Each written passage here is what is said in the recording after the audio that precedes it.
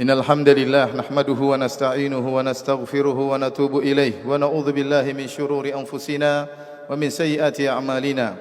May yahdihillahu fala mudilla lahu wa may yudlil fala hadiyalah.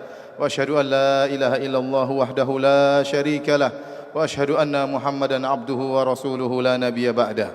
Ya ayyuhalladzina amanu taqullaha haqqa tuqatih wa la tamutunna illa wa antum muslimun.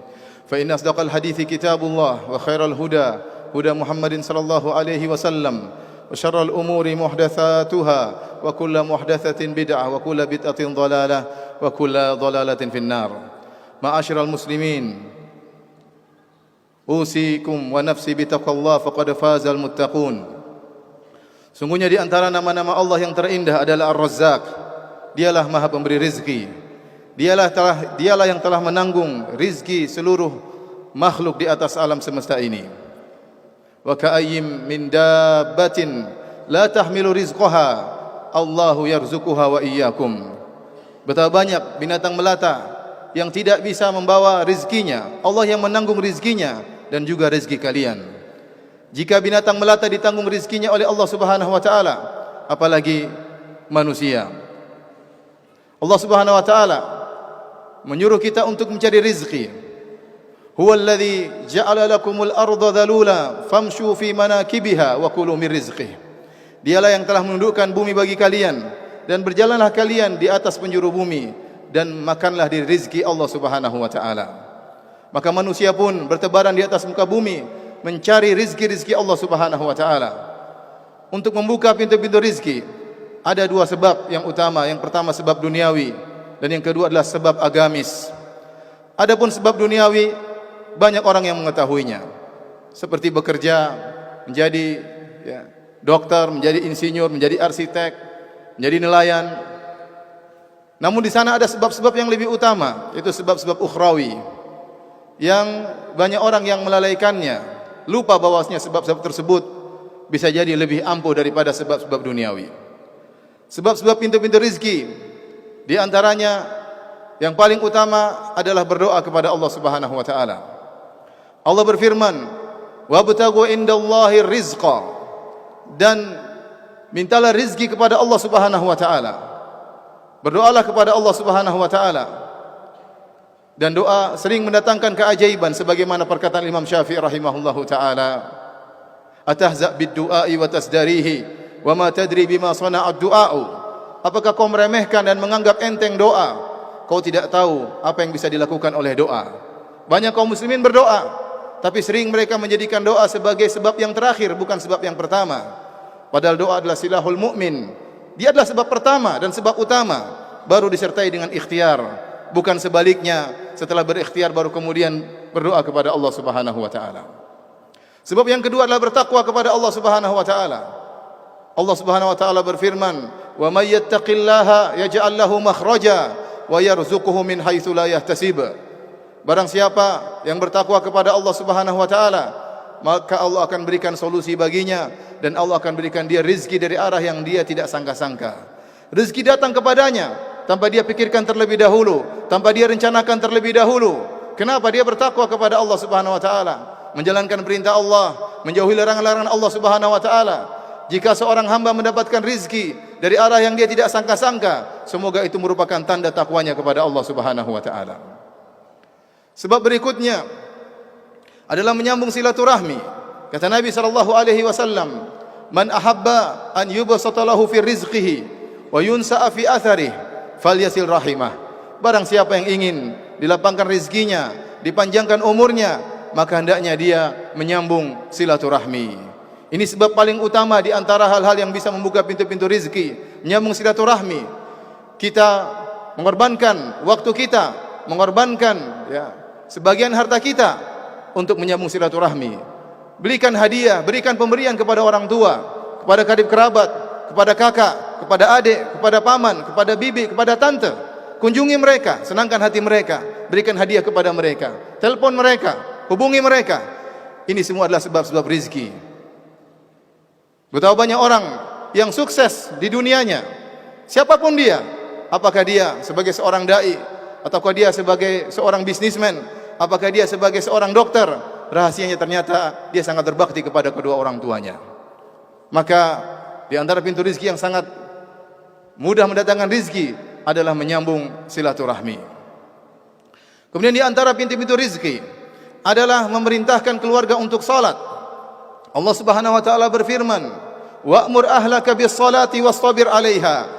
La nas'aluka rizqan nahnu narzuquk wal 'aqibatu littaqwa." Kata Allah Subhanahu wa taala, dan perintahkanlah keluargamu untuk salat dan bersabarlah di atasnya.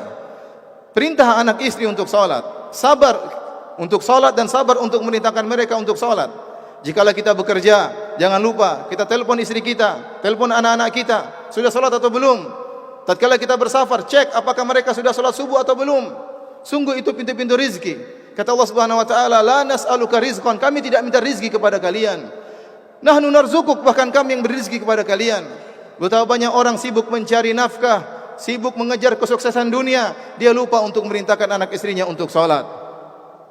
Dan itu adalah kesalahan yang fatal. Maka tatkala seorang menyisihkan waktunya untuk memerintahkan anak istrinya untuk salat, maka Allah akan bukakan pintu-pintu rizki baginya. Dan di antara sebab-sebab pintu-pintu rizki dibukakan oleh Allah Subhanahu wa taala adalah bersedekah. Bersedekah. Kata Nabi sallallahu alaihi wasallam, "Ma naqasat shadaqatun min mal." Bahwasanya sedekah tidak akan mengurangi harta. Benar jika seorang memiliki uang 1 juta, lantas dia sedekahkan 100.000 akan berkurang menjadi 900.000. Tapi Nabi sallallahu alaihi wasallam yang berkata tidak akan berkurang, dan kita benarkan sabda Nabi sallallahu alaihi wasallam. Kita yakin Allah akan mengembalikan itu semuanya. Bagaimana caranya itu urusan Allah Subhanahu wa taala. Yang penting seorang tatkala bersedekah dia ikhlas kepada Allah Subhanahu wa taala, mengharap wajah Allah Subhanahu wa taala. Bahkan tatkala Allah menjamin sedekah orang pasti dikembalikan, Allah namakan sedekah tersebut sebagai hutang bagi Allah Subhanahu wa taala. Allah berfirman, "Man dzal ladzi yuqridullaha qardan hasanan fayudha'ifahu lahu adha'afan katsira wallahu yaqbidu wa yabsutu wa ilaihi turja'un." Kata Allah Subhanahu wa taala, barang siapa yang beri pinjaman kepada Allah dengan pinjaman yang baik, Allah namakan sedekah dengan hutang, supaya hamba-hamba tahu bahwasanya kewajiban bagi Allah untuk mengembalikannya. Jika ada orang minta hutang kepada kita, orang kaya, miliarder, kita pasti berikan hutang kepada dia. Kebetulan mungkin dia tidak bawa uang, dia minta pinjaman kepada kita, kita berikan karena kita yakin dia bisa membayar hutang tersebut. Bagaimana lagi yang berhutang adalah yang maha kaya, Ar-Razzaq, Al-Ghani, yang maha pemberi rezeki, yang maha kaya, dia pasti akan memberi bayaran hutang tersebut. Maka seorang jangan ragu, tatkala dia bersedekah kepada Allah Subhanahu wa taala, maka Allah akan berikan ganti kepadanya, bahkan akan dilipat gandakan oleh Allah Subhanahu wa taala. Allah tawarkan riba, riba yang syar'i. Beri hutangan kepada Allah, Allah akan beri balasan berlimpah-limpah, berlipat ganda. Allah berikan riba, riba yang syar'i bukan riba yang haram. Kemudian juga Allah Subhanahu wa taala bersabda atau berfirman dalam hadis qudsi, "Ya bani Adam, anfiq unfiq alaik." Wahai anak Adam, berinfaklah maka aku akan berinfak kepadamu. Maka seorang berusaha menempuh sebab-sebab dibukakan rezeki-rezeki Allah Subhanahu wa taala dengan cara yang syar'i, dan bisa jadi sebab-sebab syar'i tersebut lebih ampuh dan lebih baik dan lebih hebat daripada sebab-sebab duniawi. Aqulu qouli hadza wa astaghfirullaha li wa lakum wa lisairil muslimin min kulli dhanbin wa khati'ah fastaghfiruhu innahu huwal ghafurur rahim.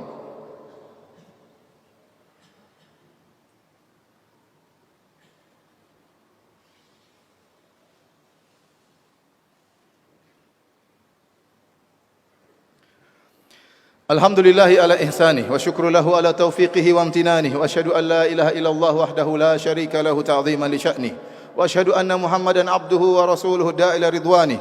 Allahumma salli alaihi wa ala alihi wa ashabi wa ikhwanih. Ma'asyiral muslimin, di antara sebab-sebab utama dibukakan pintu-pintu rezeki adalah bertawakal kepada Allah Subhanahu wa taala. Allah berfirman, "Wa may yatawakkal 'ala Allahi fahuwa hasbuh." Barang siapa yang bertawakal kepada Allah, maka Allah cukupkan baginya. Dia tidak akan butuh kepada yang lainnya, cukup Allah baginya. Tatkala seorang mencari rezeki, dia harus pasang tawakalnya dengan benar kepada Allah Subhanahu wa taala. Jangan kita bertawakal kepada pekerjaan kita. Kita berusaha berikhtiar, tetapi tawakal kita kepada Allah Subhanahu wa taala. Jangan bertawakal kepada bos kita. Jangan kita beranggapan kalau kita dipecat kita tidak akan dapat rezeki lagi. Betapa banyak orang yang mereka di PHK, dikeluarkan dari pekerjaannya, Allah bukakan pintu-pintu rezeki kepadanya. Jika satu pintu rezeki ditutup, maka dibukakan pintu-pintu rezeki yang lain.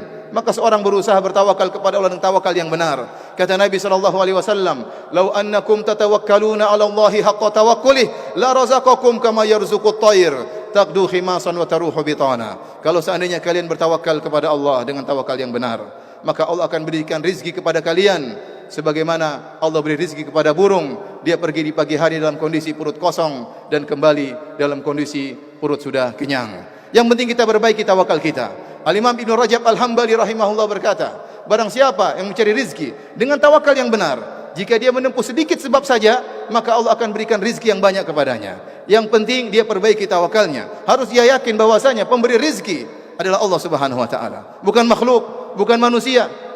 Mereka itu hanyalah sebab, tapi yang menentukan rizki anda adalah Allah Subhanahu wa taala. Kemudian yang terakhir adalah husnudzon kepada Allah Subhanahu wa taala. Jangan sekali-sekali berprasangka buruk kepada Rabb kita yang Maha sayang kepada kita, yang lebih sayang kepada kita daripada seorang ibu kepada anaknya. Kata Nabi SAW, "Lallahu arhamu bi ibadihi min hadhihi bi waladiha." Sungguhnya Allah lebih sayang kepada hamba-hambanya daripada seorang ibu kepada anaknya. Sungguhnya cinta kasih yang terindah, yang terhebat di dunia ini adalah cinta kasih seorang ibu kepada anaknya. Tetapi ternyata cinta Allah kepada hamba-hambanya lebih daripada seorang ibu kepada anaknya. Maka buat apa kita suudzon kepada Allah Subhanahu wa taala? Kita berprasangka baik kepada Allah Subhanahu wa taala. Apalagi dalam hadis qudsi Allah berfirman, "Ana 'inda dhanni 'abdi bi." Sungguhnya aku berdasarkan prasangka hambaku kepadaku. "Falyadhun 'abdi ma syaa." Silakan sang hamba berprasangka yang dia sukai terhadapku. "In dhanna khairan falahu." Kalau dia berprasangka baik kepadaku, maka baginya kebaikan. "Wa in dhanna syarran falahu." Kalau dia berprasangka buruk, baginya keburukan. Betapa banyak rezeki yang Allah berikan kepada kita tanpa kita minta. Apalagi jika kita minta kepada Allah Subhanahu wa taala. Tatkala Nabi Musa alaihissalam berdoa kepada Allah Subhanahu wa taala dalam doanya yang masyhur yang Allah abadikan dalam surah Thaha, dia berkata, "Rabbi shrah li sadri wa yassir li amri wa ahlul 'uqdatam min lisani yafqahu qawli." Ya Allah, lapangkanlah dadaku, mudahkanlah urusanku, hilangkan kekakuan dari lisanku agar mereka bisa memahami perkataanku. Allah kabulkan permintaannya. Allah mengatakan, "Laqad utita su'laka ya Musa." Sungguh permintaanmu telah dikabulkan wahai Musa. Kemudian apa kata Allah? Kata Allah, "Wa laqad mananna 'alaika marratan ukhra idz auhayna ila ummika ma yuha." Dan seterusnya. Kata Allah, sungguh kami telah memberikan kau kenikmatan sebelumnya wahai Musa. Tatkala kau masih kecil, tatkala kau dikejar-kejar oleh tentara Fir'aun, tatkala kau tidak bisa berbicara, tidak bisa apa-apa, Allah telah memberi rezeki kepadamu, Allah tolong engkau. Betapa banyak kenikmatan yang tidak kita minta Allah berikan kepada kita. Lantas kenapa kita suudzon kepada Allah Subhanahu wa taala? Maka tatkala mencari rezeki, husnudzon. Waktu kita masih di dalam perut ibu kita, masih dalam bentuk janin, kita diberi rezeki oleh Allah Subhanahu wa taala. Tatkala kita lahir masih kecil, Allah beri rezeki kepada kita. Tatkala kita menjalani masa dewasa kita, Allah beri rezeki kepada kita. Lantas tatkala kita sudah besar, sudah lebih cerdas, sudah lebih mampu untuk bekerja, kita suudzon kepada Allah Subhanahu wa taala. Sungguh itu adalah suudzon, berprasangka buruk tidak pada tempatnya. Inna Allaha malaikatahu yusalluna 'alan nabi ya ayyuhalladzina amanu sallu 'alaihi wa sallimu taslima. Allahumma salli ala Muhammad wa ala ali Muhammad kama sallaita ala Ibrahim wa ala ali Ibrahim innaka Hamidum Majid. Wa barik ala Muhammad wa ala ali Muhammad kama barakta ala Ibrahim wa ala ali Ibrahim innaka Hamidum Majid. Allahumma ighfiril muslimina wal muslimat wal mu'minina wal mu'minat al ahya'i minhum wal amwat innaka sami'un qaribun mujibud da'wat wa ya qadhiyal hajat. Allahumma ati nufusana taqwaha wa zakkiha anta khairu man zakkaha anta wali wa maulaha. Rabbana zalamna anfusana wa illam taghfir lana wa tarhamna lanakunanna minal khasirin. Allahumma izzal islam wal muslimin, Allahumma izzal islam wal muslimin, Allahumma izzal islam wal muslimin wa adhilla syirka wal musyrikin wa adhilla al kufra wal kafirin ya qawiyyu ya matin. اللهم انصر إخواننا المستضعفين في كل مكان. اللهم انصر إخواننا المستضعفين في كل مكان. اللهم انصر إخواننا المستضعفين في كل مكان، في سوريا، في بورما، وفي فلسطين. ربنا آتنا في الدنيا حسنة وفي الآخرة حسنة وقنا عذاب النار وقنا عذاب النار وقنا عذاب النار وأقيموا الصلاة.